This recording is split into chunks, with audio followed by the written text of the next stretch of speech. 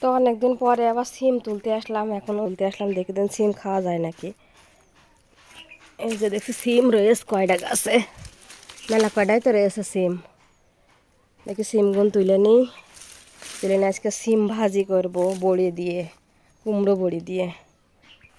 তো সবজির কোনো অভাব নেই, এই জায়গায় দেখছি মেলা কটায় টমেটো গাছ লাগাইছিলাম, সে মরে যাওয়া টমেটো, তো মুরগিতে একদম সব শেষ করে দিয়েছে। তো এখনও দেখছি যে রয়েছে বেশ ভালোই টমেটো ধরেছে, দুই একটা এই জায়গায় যে টমেটো গাছ হবে আমি তো বুঝতেই পারিনি, তাও লাগাই থুলাম মনের বেজ্ঞাতে। তো দেখছি যে এই যে টমেটোগুলোও ধরেছে দেখছি, তো ভালোই লাগছে দেখতে। ঝোড়ঝাড়ের ভিতরে ওই সব জিনিস হচ্ছে, আলহামদুলিল্লাহ মাশাল্লাহ। তো ভালোই লাগছে দেখতে, নিজের হাতেই প্রথম টমেটো চাষ করে এই যে টমেটো খাবো। এই ছোটো মাছ দিয়ে চচ্চড়ি করলে হেভি স্বাদ লাগে।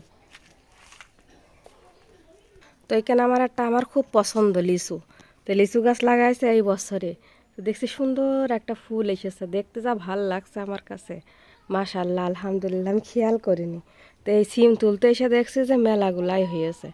তো রোজার মাসে একদিন সিম খাইনি তো কী করব, সিম তো খাওয়ার দরকার, সব বিছন হয়ে গেছে।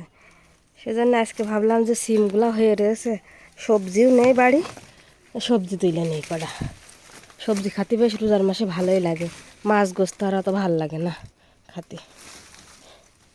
তো এই গাছে আসলাম, এটা হচ্ছে চ্যাপটা সিম বলে। তো সে চ্যাপটা সিমের কাছে আসলাম, একটা চ্যাপটা সিমও নেই, সব নষ্ট হয়ে গেছে।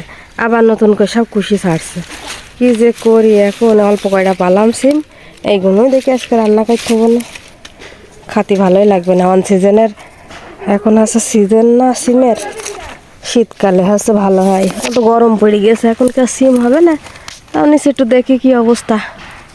ওই একটা পাইছি, লাউ ধরছে না গাছে, ওই সবাস।